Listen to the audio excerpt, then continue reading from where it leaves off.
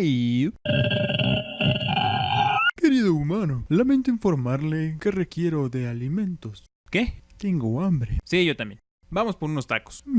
Interesante propuesta. ¿De cuáles? De los que me hacen daño. De nuevo, usted no aprende, ¿verdad? Ay, pues ¿qué tiene? Son deliciosos. Además estoy preparado, fíjate. Yo. Me temo que eso no será suficiente. Shh. 3 semas, por favor. ¿No eran tacos? ¿Qué?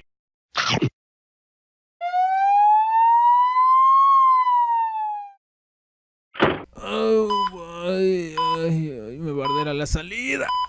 La salsa no tuvo nada que ver. Fue la carne de dudosa procedencia. Ay, ya sé, pero no vuelvo a comer ahí. No, ya no. ¡Hey! 2 por 1 en tacos.